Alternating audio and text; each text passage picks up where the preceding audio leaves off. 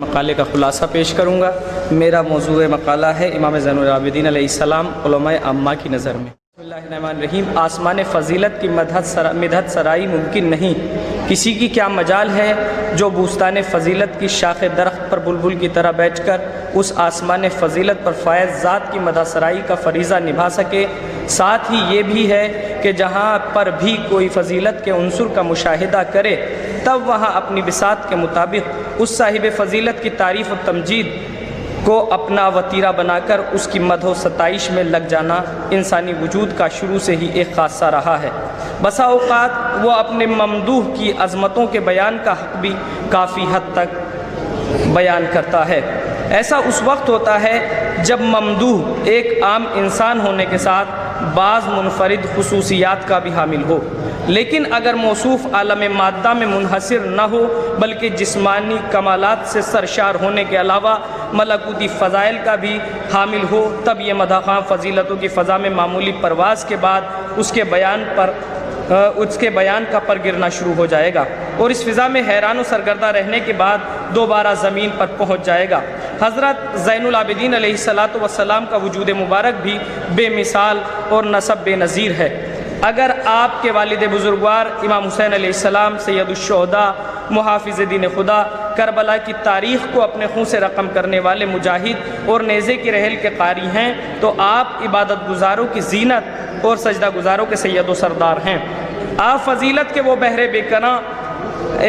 بیکراں ہیں کہ جس کی تہ تک 1400 سال کی مدت گزرنے کے باوجود آج تک کوئی رسائی حاصل نہ کر سکا، بلکہ تحقیق کے میدان میں وسعت آنے کے ساتھ ساتھ دن بہ دن آپ کی فضیلتوں کے نئے نئے دریچے کھلتے جا رہے ہیں۔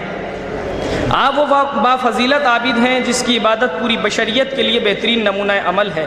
آپ نے رہتی دنیا کے لوگوں کو درس دیا ہے کہ کس طرح حق عبادت ادا کرنے کی کوشش کریں، فقراء و مساکین کی کفالت کیسے کریں، کیسے مشکلات میں ثابت قدم رہیں۔ غرض آپ تمام اوصاف حمیدہ سے آراستہ و پیراستہ ہونے کے علاوہ تمام آلائشوں سے پاک و پاکیزہ عصمت کے مقام پر فائز تھے۔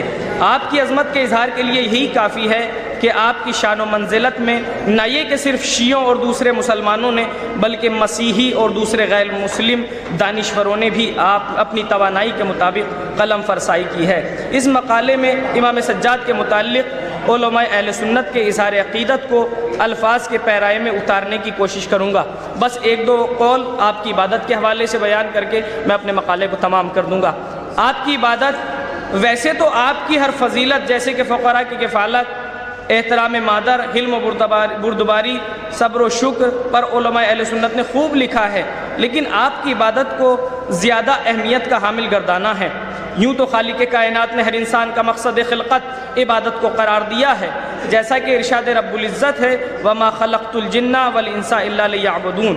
حضرت آدم سے لے کر آج تک نہ جانے کتنے عبادت گزاروں نے اپنی عبادت کا لوہا منوایا اور اس کے ذریعے کمال انسانیت تک رسائی حاصل کی، لیکن ان سب بندوں کو مومن، عابد، صالح تو کہا گیا مگر کسی کو بھی زین العابدین ہونے کا شرف حاصل نہیں ہوا۔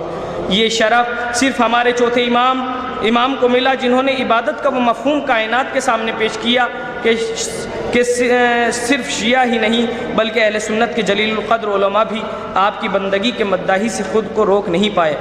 انہی بزرگ علماء کے چند اقوال یہاں پر تحریر کر رہا ہوں، لیکن صرف ایک پڑھوں گا۔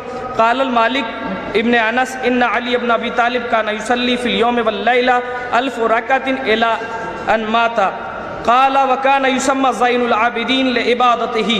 مالک ابن انس فرماتے ہیں کہ علی ابن الحسین دن رات میں 1000 رکعت نماز پڑھا کرتے تھے، یہاں تک کہ آپ نے دائی اجل کو لبیک کہا۔ کثرت عبادت کی وجہ سے آپ کو زین العابدین کہا جاتا ہے۔ اور اس کے علاوہ آپ کی غریب پروری، ابو حمزہ تھمالی فرماتے ہیں کہ علی بن الحسین غذا کی اچھی خاصی مقدار کو دوش پر اٹھا کر تاریک شب میں مخفی طریقے سے فقراء تک پہنچاتے تھے اور فرماتے تھے کہ یہ وہ صدقہ ہے جو رات کی تاریکی میں دیا جائے وہ خدا کے غضب کو خاموش کرتا ہے۔ محمد ابن اسحاق کہتے ہیں کہ مدینے کے فقراء یہ نہیں جانتے تھے کہ ان کے رزق کا اہتمام کون کرتا ہے، لیکن جب امام علی بن الحسین علیہ السلام رحلت کر گئے اس کے بعد غزہ آنے کا سلسلہ بند ہوا، تب معلوم ہوا۔ फ़क़त वस्सलाम वरहमतुल्लाहि वबरकातुहू। حضرات مولانا کمیل عباس حسینی صاحب